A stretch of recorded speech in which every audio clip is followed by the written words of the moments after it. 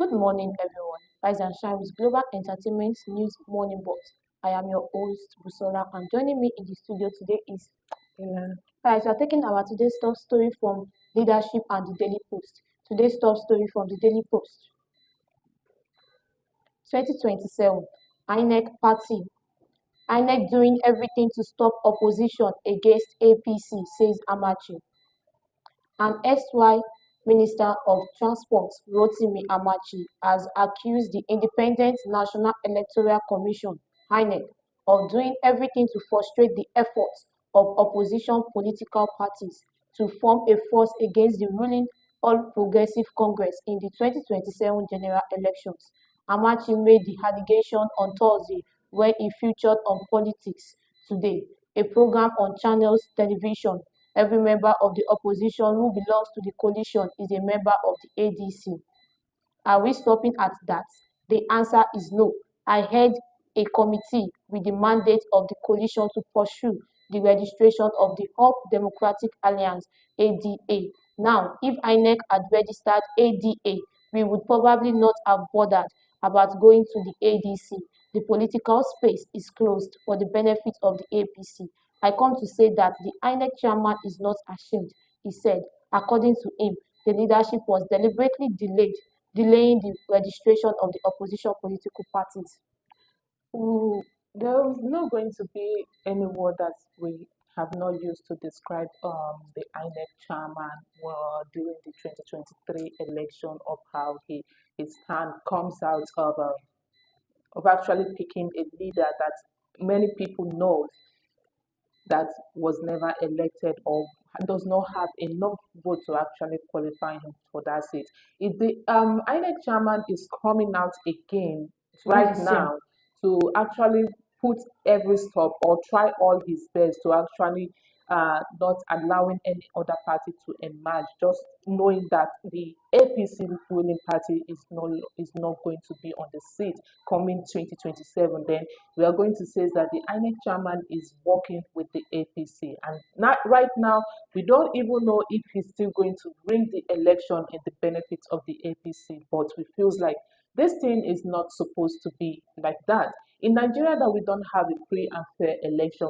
We saw everything that happened during that 2023 election. So if the INEC chairman is still going to continue the same step, then there is need for us to question him of if he's actually being paid or bribed for whatever that he's doing to Nigeria, because everyone can see how this let me say this ruling party has actually been so defected in every way when you come to a security, when it comes to feeding, when it comes to petrol. So there's a lot that we needed to stand up against right now, followed by this INEC chairman, that we should have a free and fair and also a truthful result at the end of 2027 election. Yeah.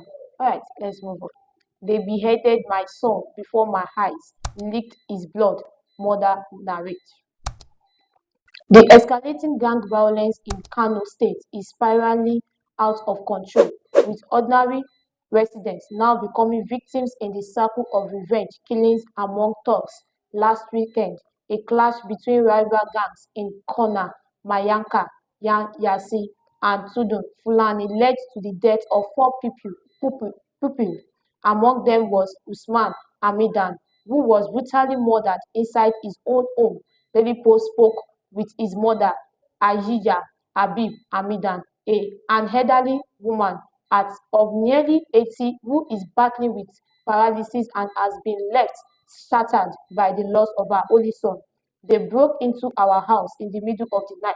While I was lying down sick in my room, I suddenly heard his scream in the courtyard as they were slaughtering him. When I looked, I saw four of them. They covered their faces with masks. I was crying, begging them not to kill my son, but they told me they were sent just to kill him and wouldn't leave until they complete their mission. She re-encountered cheerfully. Ayiji Habib said she watched helplessly as they beheaded her son, his brain spilling on the floor, before they opened the gate and walked out. The whole place looked like abattoir, blood everywhere. They even licked his blood from their knife as I watched. He was my only son. the one who took care of me, fed me, and helped me since I became paralyzed. They killed him. Allah will judge them, she said, weeping. Is a very Hmm. sad Yeah. one. And yeah, I must say that it is when it comes to something about talk and cultism in Nigeria, I feel like the government and the security personnel does not have a much say in this, because this is actually a tragic one to actually happen to a widow and also paralyzed at the same time. Yeah. This no mother is going to stood there and then watch his only son that have been there for her when she was sick and all that, providing, and then just watch in a blink of Being an eye murdered. to no mother, even if whatever that child has done, whatever the young man has done could have been pardoned when the mother was screaming for pleading, when she was pleading. But the heartlessness that come into courtesan and talk is something that we don't even know where it's come from. If we joining courts should be not something that needed to take other people's life or something like that. But here in Nigeria, it has become The norms. a wide Yeah. notice thing that if you are going to be in a court, your life might end, then a rival can fight you or Mm-hmm. ask for revenge if you do anything that is not supposed to be done. And that is really, really bad. Yeah. This is The so sad. security personnel really needs to look into this. And my condolences to the poor elderly woman that lost her only son. But the security needed, and that state in the canon, their security needed to be tight at this point, that they have to put an end to every talk and cultism in that. Yeah, my condolences to them, and I just employ the governor to take actions. All right, let's move on. Buhari didn't achieve all, but is better than Tinubu government, says Amachi. Former Minister of Transportation Rotimi Amachi has said that even though former President Muhammadu Buhari did not achieve everything, he still did better than the current administration of President Bola Tinubu. Amachi stated this on Thursday during an interview on Politics Today, a program on Channel Television. Not everything was achieved. Buhari will tell you that he did not achieve all that he planned for, but then he was better than the current government by all standards, he said. The former Rivers State governor said Buhari outperformed Tinubu in security and institutional independence area. In terms of security, Buhari focused on it.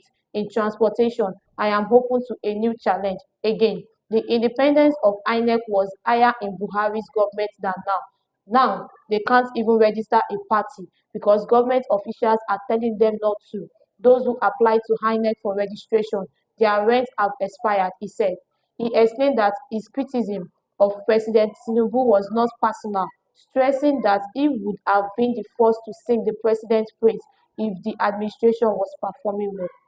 Exactly. Yeah. During the time of President Buhari, I feels like even though the insecurity was not that much, at least there was still when the citizen, the Nigerians actually come out and then scream about it, there would be a reduction for a few months, and Mm-hmm. then before everything will go back to the way it used to be. And then you were seeing that there was a much of consideration during that administration when it comes to the ruling and all that. And even though everything was not as we wanted it to be, the hope and all that that we actually thought that it could be of a better chance was never a better one. But we still, at least we can still move a bit, and then the security was a bit tight. But right now it feels like everything was actually escalating. Was it not was it still this week that the president was honored a should I say, Knight of Lucian Catholic Yeah, Church it's and this all week that. or And then Monday. the following part, the next thing he was doing was awarding a scholarship where there are millions, let me say thousands of children being out of school, especially the FCT, the Federal Capital Territory. Mm-hmm. Children were out of school, teachers are not being paid, and then he was trying to brag his wing outside. It's not supposed to be like that. We are also your citizens. You are leading us. If you are not doing anything positive, and then we tend to say things about it, we are being picked up. People are being picked up just because they wanted to voice out about some things. And it's really saddening. Yeah, So Amech is coming out to say things like this. Yeah, I know he he's is good. right. Yeah, He's right about it, and then we really wanted a change. But INEC on his own, we still feel like he still have his own parts to play since he has already sworn his oath to the president that he's going to put him there over and over again. Then I'm not sure how the 2027 it's election going to be. is going to come out. Yeah, it's well. All right, let's move on. Unpaid salary. Unit Jos ASU embark on strike. The University of Jos chapter of the Academic Staff Union of Universities (ASUU) says it would embark on indefinite strike over unpaid June salary of its members. ASUU said that the industrial action will take full effect as from 12 a.m. on Friday, July 4. This was contained in a press statement signed by the University of Jos branch chairman Professor Jobri Muruz, made available to journalists in Jos, the Plateau State capital, on Thursday. He said that the decision followed a resolution of its Congress held on June 4, 2025. It reads, "This is to request all members to abstain from lectures and statutory meetings if our salary for the month of June is not paid by 11:59 p.m. This is in line with the extant resolution of the National Executive Council that branches should take action when salary is not paid by the third day of a new month. It is also in line with our resolution during the Congress held June 4, confirming this position." A very displeasing news to hear this morning that Like this has been going on over and over. for a university lecturer should not be paid last month. We are already talking about the primary school teachers not being paid, the health workers not being paid well, the security personnel is not being paid well, and then those are the better benefits of let me say those are the things that actually make a state, a country, a good system working. If those four parts, let me say the security personnel, the school, Health the sector. health sectors, and even the lights on its own, the electricity sectors are already experiencing this setback when it comes to good payments, good salary, Good good facilities. facilities, and all that. And then the government are looking away, and they are already fighting for the 2027 election while we still have 2 years ahead. Loan every corner of the world are being collected by the this present administration, and then it's really a questionable one. But Mhm. there feels like no one can question them. There are still people that is going to feels like this administration has been the best administration because those are the greedy ones I'm saying. Those are the ones that feel that are selfish to themselves, that feels like they are benefiting, and it's not even enough. The benefit that they think they are benefiting is not even enough for for them to even leave the country. Talk more of enough for them to build a mansion for themselves. But there still feels like this thing is the best benefit. We are all in this together. If you are trying to pretend, I wonder how long you are going to be pretending because we are all in this together. If you are just if you can't afford a minimum of a daily meal, then we are all in this together. Imagine a lecturer not being paid up with salary. Held it. What for? Israel. All right, let's move on to today's top story from the Daily Post. Occupant ignores quit notice before Lagos Island building collapse, says LASMA. A source within the Lagos State Emergency Management Agency (LASEMA) has revealed that residents of the building that collapsed along Adele Road in the Isale Eko area of Lagos Island have earlier been issued a quit notice but failed to comply. Daily Post reports that the building collapsed in the early hour of Thursday, leaving several occupants injured and prompting an emergency response from the agencies, including the Lagos State Traffic Management Authorities, the Nigeria Police Force, and other rescue units. According to the LASEMA officials, who requested animosity, the structure had long been identified as distressed and marked for demolition by the Lagos State Building Control Agency prior to its eventual collapse. The building has been defused and marked by LASCA a while back, it was clearly in a dangerous state. Last month, the building has been defused and marked by car. A while back, it was clearly in a dangerous state. Lasema responded promptly this morning after the incident, the source stated. Our investigation showed that quit notice were served to the occupants, but they refused to vacate the premises, the official added. Another agency source confirmed that no individual remained trapped beneath the debris, and although the ongoing evacuation was being conducted manually due to the density and proximity of surrounding structures, given the compact nature of the building on Lagos Island. Bringing in heavy equipment has been difficult. For now, we are using manual method, but fortunately, no one is currently trapped, the source said. It's actually a good news that no one was So yeah, actually trapped on the building. But if the government actually issued a quick notice and then to a resident in a home or that this building needed to be demolished, it's not because of actually we know our government. Many people don't actually take the state government, not neither the serious. federal government for any serious things right Mm-hmm. now because they feels like all they just wanted to do is they are being bribed or they wanted to take advantage of the poor place that they are staying and they are managing themselves. But we also needed to actually contribute to something when it's very urgent. Luckily enough, no one was trapped there. Imagine if there were people in that place that was being trapped, or some of them actually lost their life. They're still going to blame the government that the Lagos state government of the housing and building are not doing In their their job, work and at then all. all that people at house are collapsing. This is not the first time we are hearing of house collapsing, and Mm-hmm. I feels like right now the Lagos state government needed to look into every materials that is being used to Build build house. house in Lagos and then make it a very good quality one because even the one that is still being under construction are collapsing and I Mm-hmm. wonder why. And it's always on this island of a thing. So the place is close to a water and then it's a water ground and people are still living there. So there have to be other means way that all these things can be avoided, not to allow this is no longer a casualty because It's frequent. it's Yeah. now become a frequency. So it should not be happening again. So we just hope that Yeah, we hope that they work on this. Okay, guys, let's move on to today's top story from the leadership newspaper. On to the next. Amcon sells Ibadan Disco for 100 billion naira. The Asset Management Corporation of Nigeria (AMCON) is in discussion with some foreign asset tracers to recover about 2 trillion naira bad debt from obligors across the country.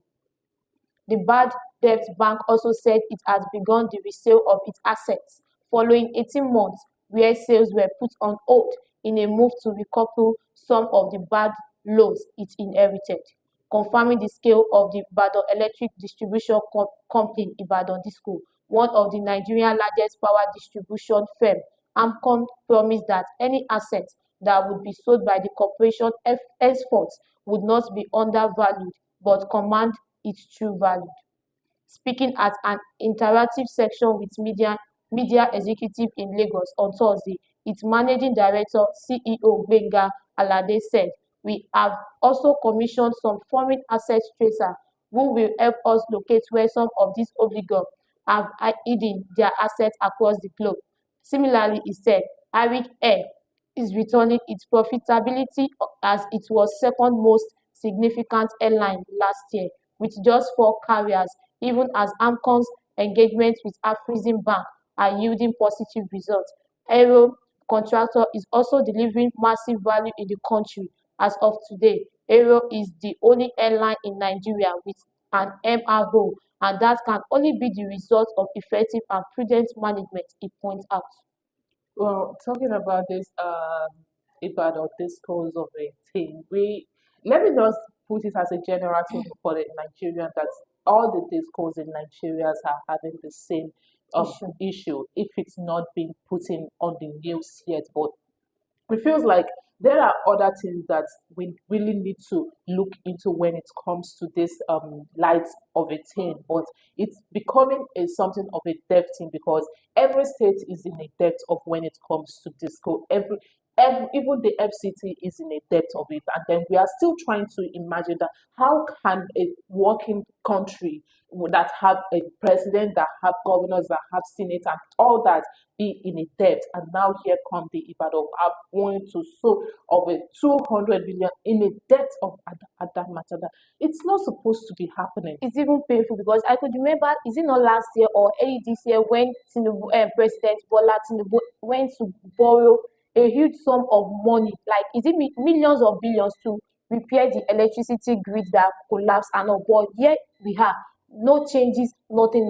And now the Ibadan discos are in 2 trillion naira debt, trying to sell out their assets. Okay, we're selling out the assets now. What is left for us after selling out the assets? What is left? Well, I'm going to say that Nigeria is not properly managed by those that actually think that they can Mm-hmm. manage Nigeria right now. If the leaders keep ignoring some basic things that needed to be done and keep a country working, then we are going to be in a doom. Like, let me say, we will be in a doom. Yeah, it will go down, It will sincerely. go down. Yeah. All right, let's move on.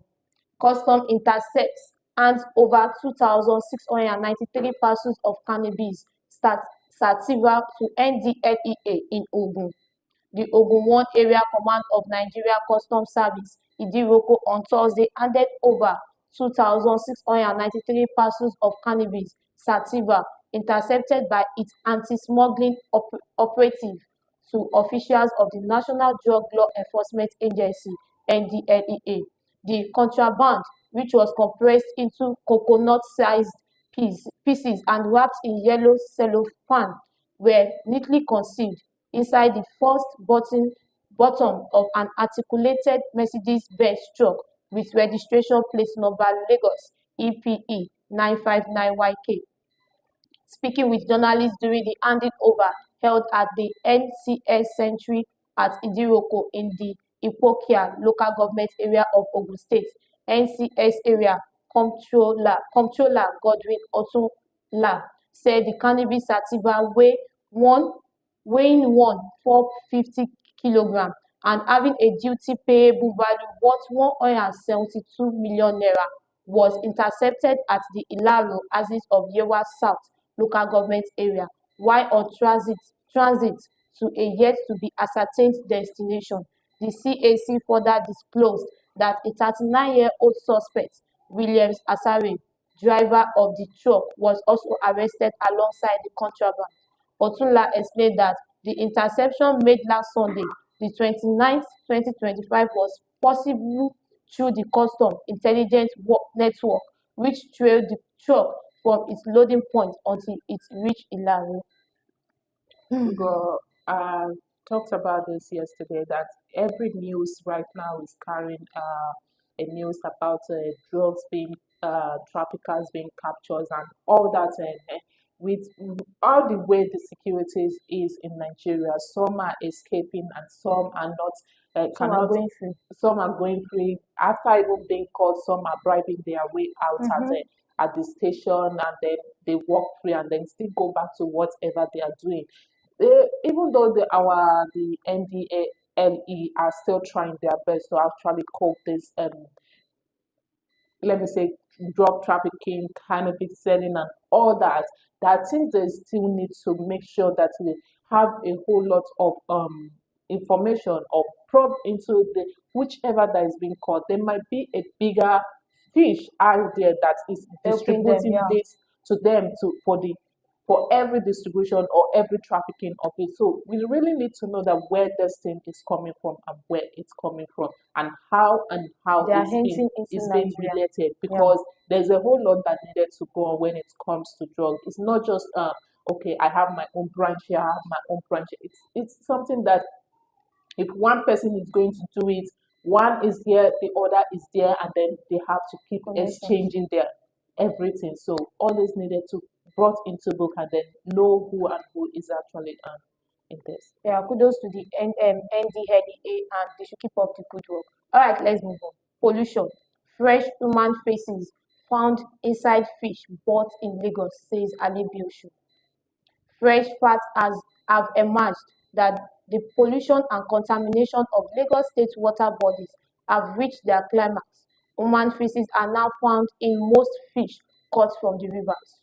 The State Commissioner for Waterfront Infrastructure Development, Honorable Dayo Bush Adebowale, disclosed that this to Leadership Friday in Lagos, in addition to the pollution and contamination of the state's water bodies, illegal dredging and land reclamation in its waterway have become worrisome to the state government because of these imminent dangers. He said, "We are identifying all the issues that put our lagoons under pressures. We know people who dump chemical waste and all sorts of bio waste. We have people on top of our waters who regularly pollute them by toileting on them.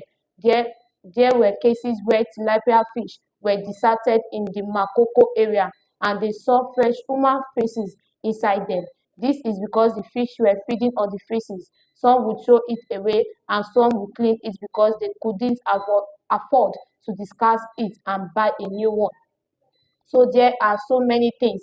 What do we think will happen when they consume things like that? And some people are not even aware of the cleaning techniques of fish. That is why some fish, when you eat it, it will taste bitter. It means it hasn't been cleaned very well. So imagine if it had feces in it. There are people with such experiences. We are putting everything on ground. It is going to be an open door where we discuss everything, we address it, take it up and push it beyond that Talking about those people around that Makoko, area. when you go down to that Badagry side, you see that most people that are living there are actually living on top Water. of the water, living on the water body, close to very water, and then it's really something that the government really, because those people they hardly have enough land for them to stay in, and then that is where most people actually go to get fish and fresh fish right from the river and all that, and then sold it in the market. So it's going to be easy to actually find human feces in all those fish because the people that are living close to that area don't even have a good land or to make a toilet or even make a better borehole for themselves that is going to lead to a good environment. So if you pass through there, you see a lot of how will I say, a lot of waste on the water surface and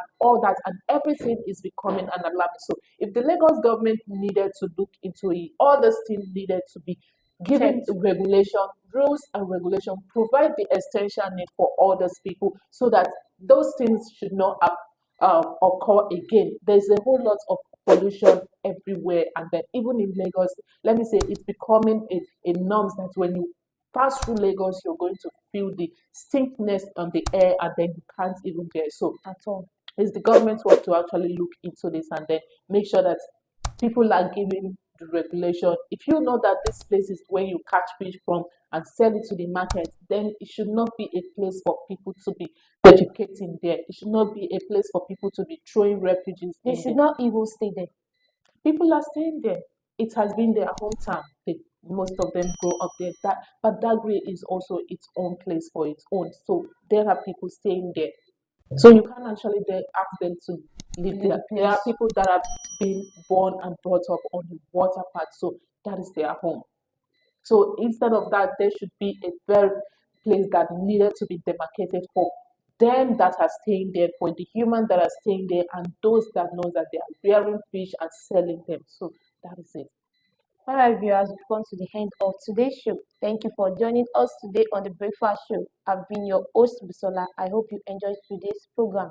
Be sure to share, like, and don't forget to subscribe. Until next time, have a blessed day. Bye.